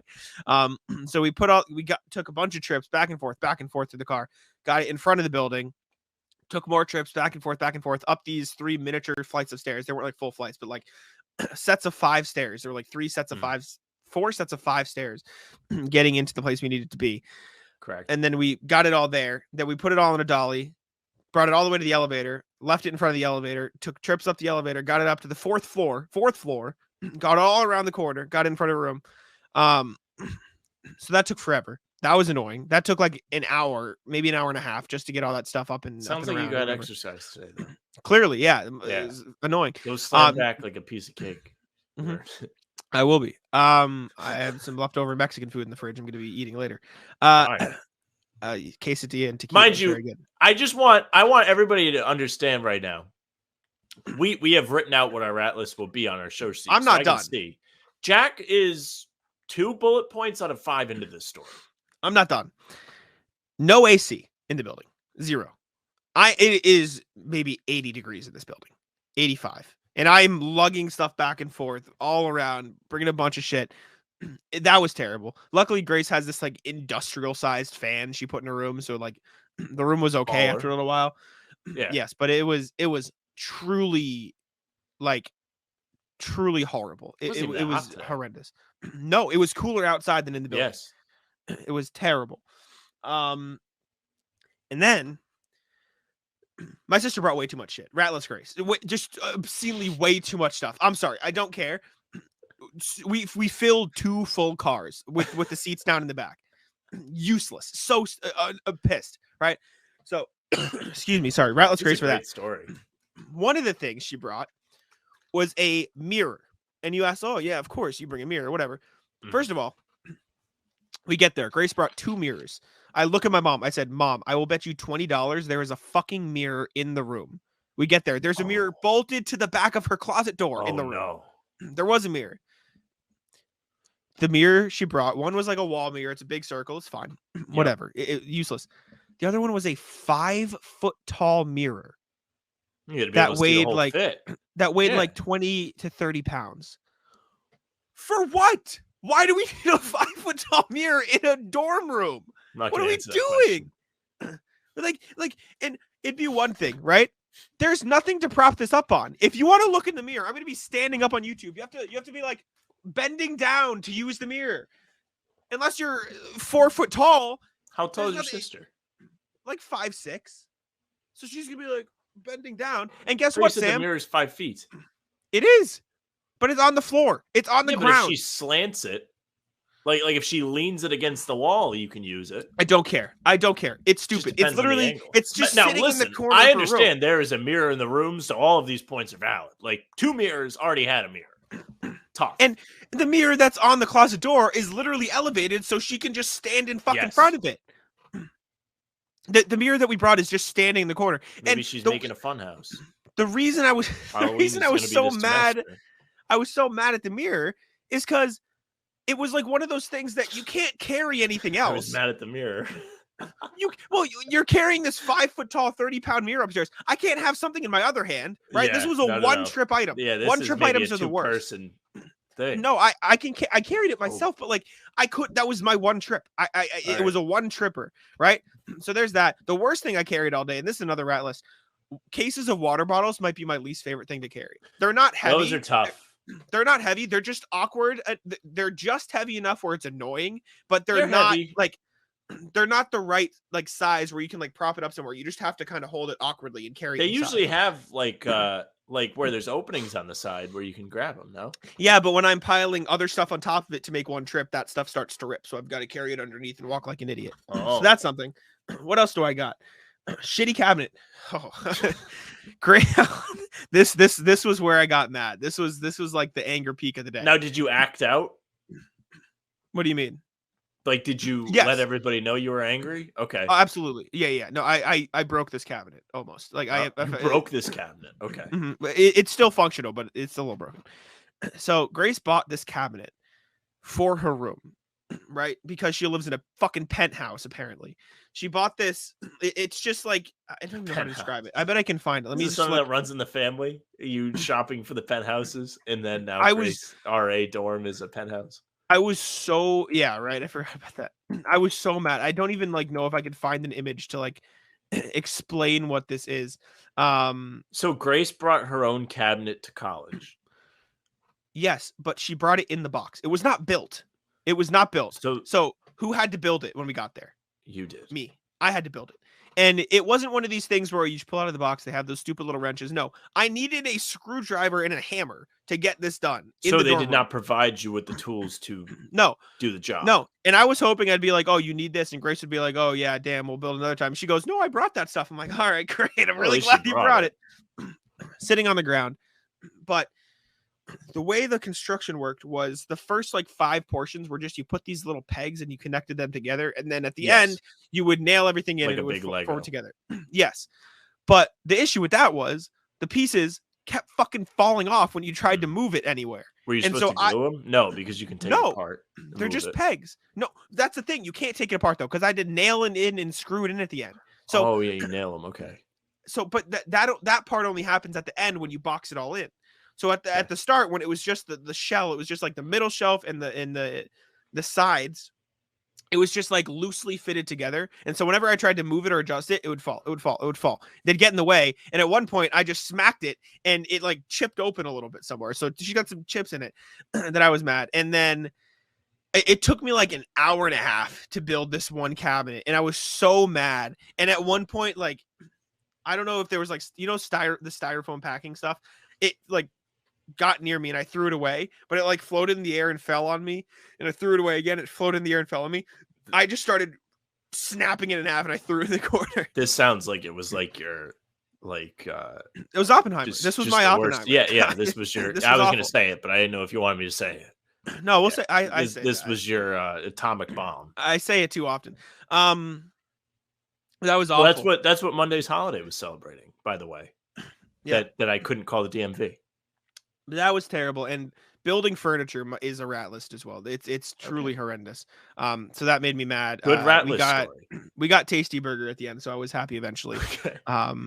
But and also getting to hammer in the nails on like it was just like the backing things. Was that your cathartic? Yes. Yeah. I was literally sitting there smiling. Nobody's getting those nails out. No. How did your ankle hold up in all of this, by the way? It's fine. My ankle hasn't been as bad lately. Okay. It's definitely still very swollen, but I think it's up and down the stairs. Yeah, no, I was good. I got my Crocs on though. We were good. All right. Each of us have 4 rat lists, by the way, today. We got plenty of stuff for it. This is 10 minutes in, and we have done a quarter of it. Yes. We're going. Your turn. I'll throw it to you. A rat list, Emmanuel College. Rat list, people who drive cars that either used to be police cars or they look like police cars. This is a great rat list. If you are like driving one of those cars, you are the worst person ever. Mm-hmm. They should not even sell cars that are the same model as police cars. Not even look like it. I don't care if it's not the same brand. If it looks anywhere like it. Well, if not you have the bumper thing on the front, you're the worst. I had somebody, I was driving through a neighborhood this morning that was riding my ass in one of these cars. Horrible. And it was a morning where it wasn't extremely warm out. It was misty, so I couldn't see super duper clear out my back mirror or back window, right? Yeah. So I see a black Ford SUV with the bumper on it behind me, and I'm like, all right, well, I can't speed. I just talked about being afraid of losing my license for like 5 years. Of course. Right? So now I'm like angel driving. Like, I'm like, okay, I'm stopping at the stop signs, as everyone knows I'm not a fan of. And I have this guy riding my ass in the neighborhood. I'm like, what is going on here? So if you are driving one of those cars, you are the absolute worst. You didn't go to ball this weekend, Jack, but on the way to 295 from the gym, there was somebody's car, clearly used to be a police car, had the blue stripe on the side, had the bumper on the front. Oh. It was a sedan version, parked right next to the road. Nobody in the car. I had somebody that I was driving say, hey, there's a police car, watch out. I was like, no, I saw it on the way there. It's just somebody's car. Yeah, that's awful. First of all, how are people buying police cars resale? Yeah, I don't get it. Is there like a Craigslist or a Facebook Marketplace where cops are just like, yeah, all right, like this one, the police department's like, we need some extra money. The taxpayer dollars are not enough. I ran into something like this today because I told you, I was following my mom to the school, and I may or may not have run a red light in Boston because I was trying to follow her, right? But then as soon as I get through the very clearly, that should be allowed, by the way. Yeah, like if you get pulled over for running a red light, just be like, I was following that guy. Yeah. And as soon as I got through the definitely still yellow light, I see this car turn down. It was a Chevy, but it was like it looked the model. I was like, please God, don't ruin this morning for me. And then they turned eventually, but I was just like, fuck you for even. Speaking of like that. The motherfucker that got me for texting was undercover. It was not a Ford police car. Yeah. Like around here, like all the cop cars are Fords. It was undercover. And they got me. Ratless. That's horrible. Hopefully, That's like terrible. this is the last time I have to talk about that saga. What a mess that was. But yes, That's awful. If you're driving a car that looks very similar to a police car, rat list. Bad. That's awful. Speaking of cars, I was driving home today, right? And my mom, and again, we're two separate cars. I know relatively how to get home, but I happen to be behind my mom at this point. And so when you are on the highway, right, and you're in the far right lane because our exit was coming up, you're supposed to take turns, right? One car goes, then the car comes on the on ramp, another car goes. Yes. We were not in traffic. We were fully like driving, like we were fine. And so one car went up and cut my mom off and got in front of her. And I see another car coming back, but I'm like, all right, there is about 10 cars lengths behind me. There is an obscene amount of room behind me. And I don't think he has to yield, because if you're on the off ramp, you yield. That is how it works. And so I'm like, let me speed up. I'll get behind my mom close so he can just go behind me. Right. Because I'm thinking, okay, he's not even fully down yet. I'm not going to cut him off. I'm just going to let me speed up. Let him go behind me. This fucking asshole speeds up, rides next to me in the breakdown lane, to the point where I'm just like, let me just slow down a little bit and let you fucking go around me. He speeds around me in front of me. I flip him off, right? As you do. He stops, gets back in the breakdown lane, opens up his window and goes, come here. And so I drive by him and I wave and I say, bye, asshole. And I just speed past him.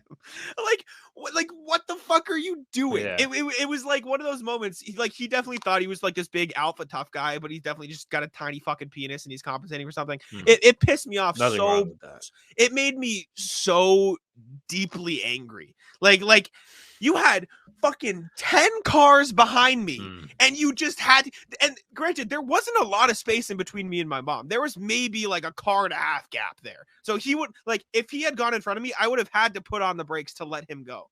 Or he could have just fucking gone behind me like a normal human being that has a fucking brain and just go on with his day. But he had to be a dick. He like stared me down as he was like riding towards the breakdown lane at the end of the merge lane.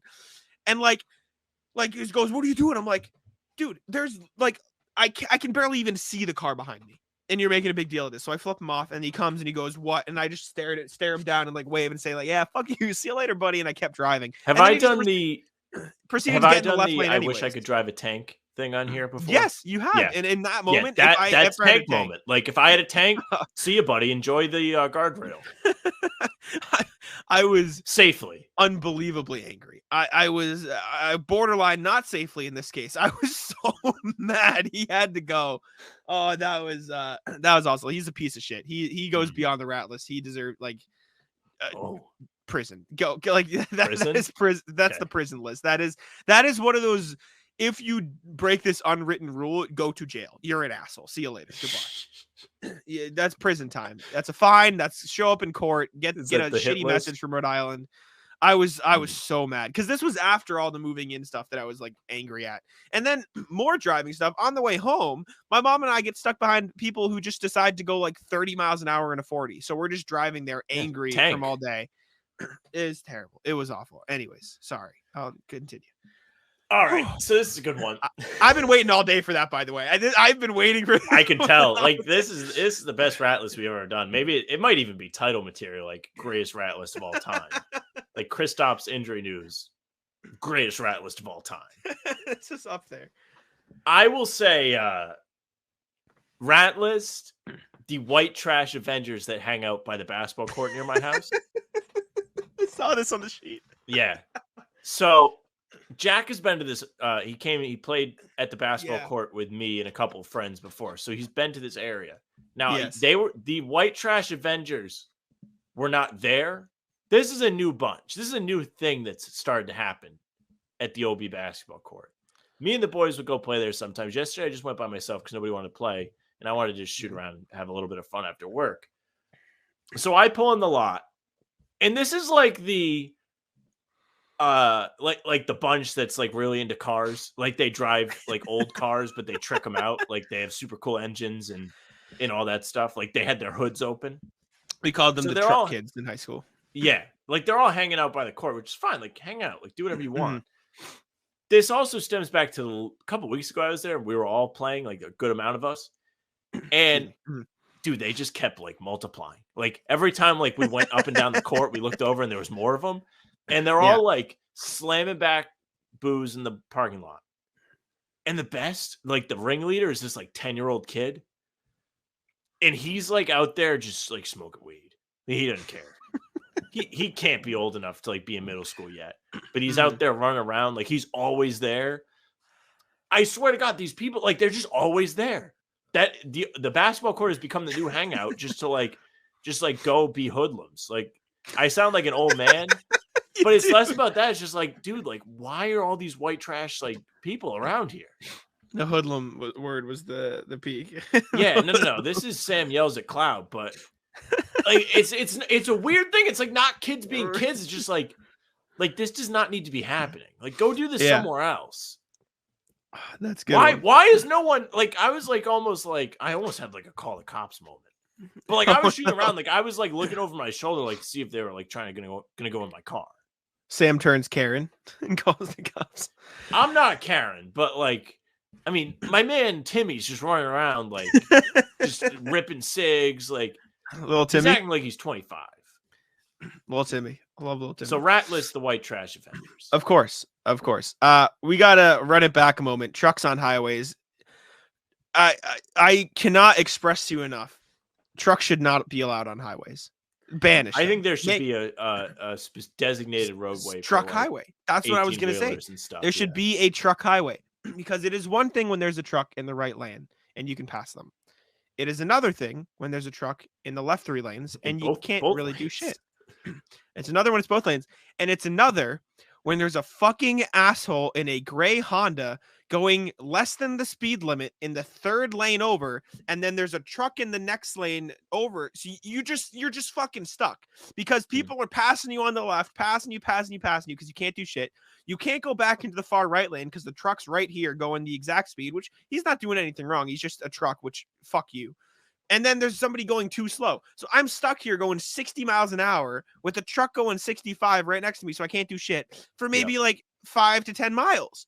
There's nothing worse than it's infuriating. It was painful. And the best part is I'm just fucking fearing for my life because that truck tips over. I'm dead.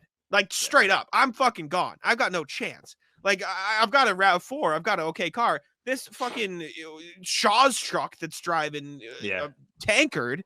Dude, there's nothing worse than when they just like wall up like Trump in his prime on the highway. It's awful. I truly don't get it. And like you said, when there's like a bunch of them, like, oh my God, last year I was driving home from New York and this truck was like determined to go faster than me. So he kept going in the far left lane to pass me. And I was going like 75. So this giant 18-wheeler is going like 85 to pass me. And then going 70 in front of me. So I'm like passing him like, all right, well, I'll just go past you. I assume like you're just found a comfortable speed. Leapfrog. He kept passing me. And then he kept like, I don't know if he was purposely trying to run me off the road, but he kept like encroaching on my line. Trucks need to be banished. I don't care. Fucking invent teleportation, invent something so they don't have to fucking exist anymore. I'm over it. They've got to go. Ban them drones. Or find somebody better. UPS drivers make $170K. Let them do fucking everything. Did you see that today? UPS drivers got a new bump in salary because they're union, which good for them. I mean, shit, I wouldn't want to drive a UPS truck. Get ready to go work at UPS, buddy. But man, trucks on highways not allowed. It's just get it out. But here's the thing: the alternative to that is them on like regular roads that don't have multiple lanes. Also true. Also terrible. Banish trucks. I don't care. Just 18-wheelers got to go. I just don't like that I can't see around them. I don't like that. Yes, I don't like that. agreed. I don't know what's going on around me. Agreed. They've got to go. I don't care. Last one. Kind of full circle here. The New England Baptist Hospital injury report. It's something that I would like to never see again. I kind of forgot how much I hated it. I love that you dropped the hospital, the full name. We're going not even. Well, I can't be like NEBH because nobody knows what it means. You know, how I know what it means? I've seen it too many fucking times. That's why. I would prefer not to see that in mid-August. Really hate it. That's flashbacks. That's worst tweet of all time. New England Baptist injury report. Terrible. They really picked a terrible thing to sponsor. Like I would say ratless the hospital, but they probably do like help people. So like it's kind of I would assume they help people. But I tell you now, if I'm it ruined my day many a time. if I'm in an ambulance bleeding out and they say, hey, you can go here or here, I'm not going to New England Bout. Yeah. Actually, yeah. Spite won't use the hospital. They can say Good point. it's a 10-minute journey. You could risk. Don't care. Yeah. Good point. Oh my Good God. What a rat list. You know what? Power rankings of hospital that rules? Hasbro. You know why? They make toys. Same people. That's why. I didn't even know that was a thing. Yeah, Hasbro my Children's God. in Rhode Island. Shout out Boston Children's because my family lived there as kids because we just keep getting fucking hurt. Henry taking naps. Yes, but Henry got hit with a golf club in the face. Henry got hit with a bat that's in the right. face. Yeah, was it you that got hit with the bat too, or just him? Both of us. We both Both got of you. Yeah. Yeah. Well, actually, Henry got hit in the face with a bat twice. That's a Simone family tradition. Like all the boys have to get hit in the head with a baseball bat. Like when Jack and Henry eventually have children, like they got to go in the backyard and get whacked. Well, I've told my story. I was running laps in the field and some dude was taking practice and got hit. Henry got hit in the face with a bat twice. Twice. The first one, he was very young and trying to teach. He was trying to teach Grace how to bunt, and so he got up real close to like pitch the ball, and she didn't bunt. Oh, she hit him in the lip, and he like split his lip open or something. This is not like the fun, like people just getting like murked that I like. I don't like this stuff. Oh. And then the other time he got hit in the head with the baseball bat, it was me. Oh. And I was taking practice. Family crime, dude. I was taking you guys practice. The mafia. On the like other side of the driveway, right? But I accidentally let go of the bat. That's really bad luck. If you get drilled with a flying bat, and it flew across the driveway. It hit him right in the eye. So he was like, is it Floyd Mayweather whose eye was just like this and like a ball? He was like that for like 2 weeks. Like in terms of like funny looking injuries, like swollen eyes gotta be towards the top. It was bad. And he got hit in the face with a golf club too, because we had this like putting green thing in our basement when we were kids, and my sister was putting and she got mad and she swung it around and she smacked Henry in the face. Henry took a beating, man. Henry's got some tough. What else? Other hospital things. I was running around when I was 3. I slammed my chin on a cabinet and bit through my tongue. We were hospital kids, man. They knew us. They knew us by name.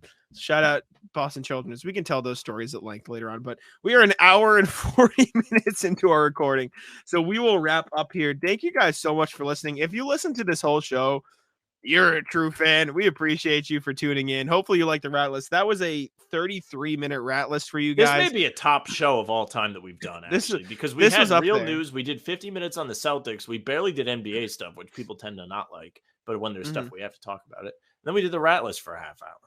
I mean, even NBA stuff, we did like 18 minutes of NBA. It's not like we didn't do NBA. Like we did stuff. We had the Reddit post. Yeah. Better. So we had a lot of stuff, but thank y'all for tuning in. Send us an email, hbtcpod, P-O-D, @gmail.com. Just in case you spelled pod differently. Leave us a comment. Leave us your rat list. Were there any rat lists we missed? Did we miss any rat lists that I didn't even look at the rat list, man. Oof. We're an hour 40 in. Better at this. We'll catch up on the comments for next time. Yes. But thank y'all for tuning in. Leave us your rat list in the comments. We will be better checking them. Send us an email or DM. We check that too. I think that's super cool. And yeah, thank y'all for listening. Subscribe to How About Them Celtics. Leave us 5 stars on Apple and Spotify, and leave a comment. Again, comments, my favorite part of the show. Shout out CLNS. Thank you guys again, and I'll let Sam take us home. Yes. Thank you very much for listening or watching. If you're watching, you're either on our YouTube or CLNS. If you're on CLNS, make sure you head over to our channel too. Make sure you subscribe to us, leave a like, leave a comment, hit the notification bell so you don't miss any of our daily uploads. We've been putting them out this summer, keeping everybody up to date on their Celtics dosage. Sam pauses. I was trying to think of a creative way to put it across. But yes, make sure you follow the channel. We've had a great deal of growth this summer. We appreciate it. If you're listening, you can find us on Apple and Spotify. You can leave a nice 5-star review like Jack said. As far as socials go, it's at How About Them C's, Twitter, Instagram, and TikTok. The Facebook page is just the name of the podcast. All of our live streams will be there. There's going to be one coming up. Monday night, I believe we're doing a live stream with the First to the Floor fellas, doing a nice trivia fun thing. So be on the lookout for that. We need to be plugging that. We'll plug it on the shorts when they come out. Absolutely. You can find us on Twitter Jax is at Jackson1 NBA. You can follow me at Sam LaFrance NBA. We have a nice collab piece coming up for Celtics blog sometime soon. That's it for us. Bye.